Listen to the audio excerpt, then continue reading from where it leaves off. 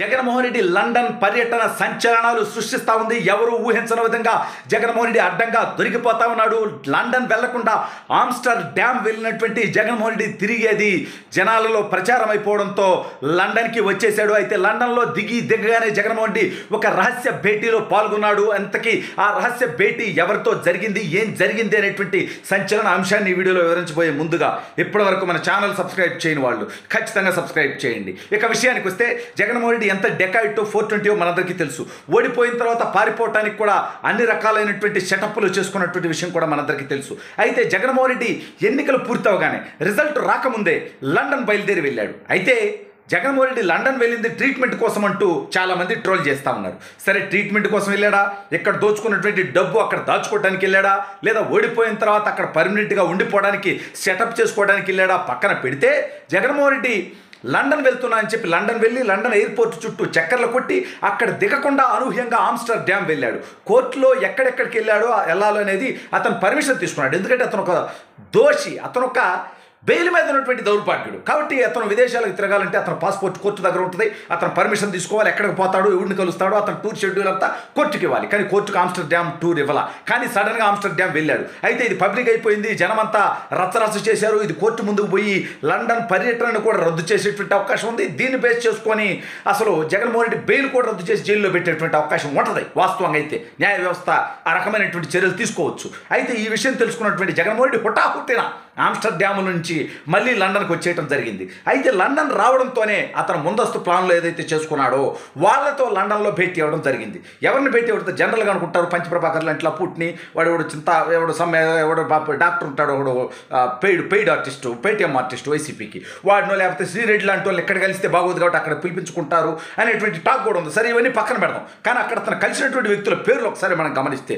వరుసగా ముగ్గురిని కలిసినట్టుగా తెలుస్తూ ఉంది. ఒక వ్యక్తి విజయ్ మాల్యా అనేటువంటి ఒక డెకాయిట్ 420, ఈ దేశం నుంచి పారిపోయి లండన్లో దాక్కున్నటువంటి వ్యక్తి. మరొక వ్యక్తి నీరవ్ మోదీ అనేటువంటి ఇంకొక డెకాయిట్, అయితే లలిత్ మోడీ అనేటువంటి ఇంకొక డెకాయిట్. వీళ్ళు ముగ్గురు కూడా లండన్ వేదికగా గత కొద్ది సంవత్సరాలుగా భారతదేశంలో ఫైనాన్షియల్ ఫ్రాడ్స్ చేసి అక్కడికి వెళ్ళి దాక్కుంటూ ఉన్నారు. భారతదేశానికి తిరిగి రాకుండా వాళ్ళు అక్కడే దాక్కుని అక్కడ ఉన్నటువంటి చట్టాల్లో ఉన్నటువంటి లొసుగుల్ని వాడుకుంటున్నటువంటి దౌర్భాగ్యులు. ఇక మనం ఇప్పుడు చూస్తూ ఉన్నాం, ఈ రాష్ట్రంలో జగన్మోహన్ రెడ్డి అరాచక పరిపాలన, ఎన్నికల్లో జరుగుతున్నటువంటి హింస, దీని మీద ఎన్నికల సంఘం తీసుకున్నటువంటి చర్యలు, ఇవన్నీ కూడా మనం గమనిస్తూ ఉన్నాం. సో ఇప్పుడు ఎన్నికలు పూర్తయి రిజల్ట్ రాకముందే మొన్నే మనం చూసాం, తెనాలి ఎమ్మెల్యేని ఒక సామాన్యుడు కొట్టడం జరిగింది.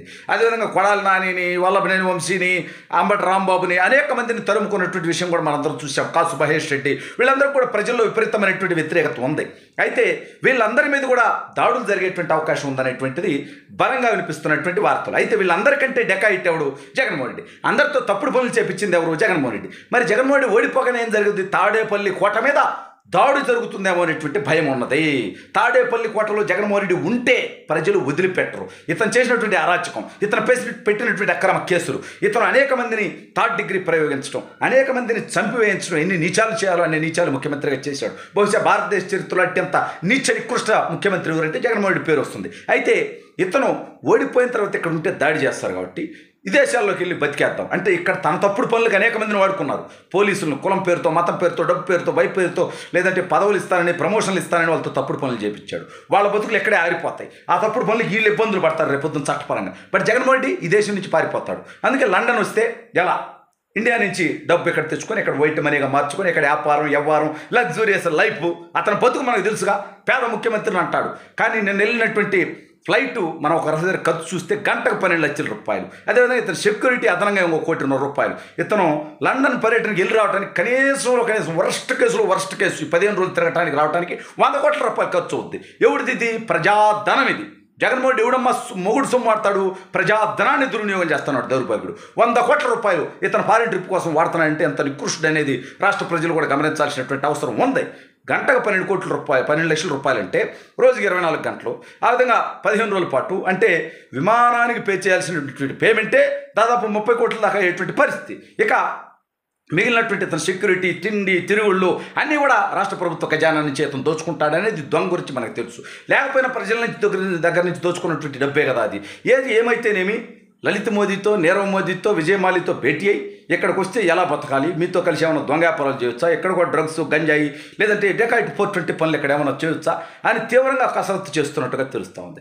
ఈ విషయాలు బయటకు వచ్చినటువంటి నేపథ్యంలో వైసీపీ పెయిడ్ ఆర్టిస్టులు ఎవరో కొంతమంది ఫోటోలు దిగటం, అవి చేయటం, అక్కడెక్కడ తిరగటం, జగన్మోహన్ రెడ్డి వాళ్ళందరూ కలవట్లేదని చెప్పి బిల్డప్ ఇచ్చేటువంటి ప్రయత్నం ఇవన్నీ కూడా జరుగుతుంటాయి. పేటీఎం ఆర్టిస్టులు జగన్మోహన్ రెడ్డి చేసేటువంటి తప్పుడు పనులు కవర్ చేయలేక చచ్చిపోతున్నారు. ఈ మధ్య 5 రూపాయల పేమెంట్ కూడా ఎలక్షన్ సందర్భంగా 7 రూపాయలు ఏంటంటే 10 రూపాయలకి వాళ్ళు డిమాండ్ చేస్తూ ఉన్నారు. ఓడిపోయిన తర్వాత 50 రూపాయలు ఇచ్చినా కానీ పేటీఎం ఆర్టిస్టులు దొరికేటువంటి పరిస్థితి లేదనేది వాస్తవం. అయితే ఇప్పుడు జగన్మోహన్ రెడ్డి లండన్లో ఈ వ్యక్తులతో ఎందుకు సీక్రెట్ భేటీ అయ్యాడనేది మనమే పెద్ద దాచుకోక్కర్లా.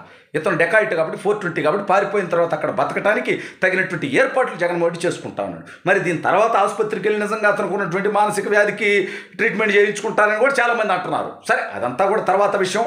అతని మానసికమైనటువంటి స్థితి మీద భారతదేశానికి రాగానే కూడా ఇక్కడ డాక్టర్లు కూడా చెక్ చేయాలి. ఎందుకంటే అతని మానసిక స్థితి సరిగా లేకపోతే అతను శాసనసభ్యుడిగా ఉండటానికి కూడా అనర్హుడు.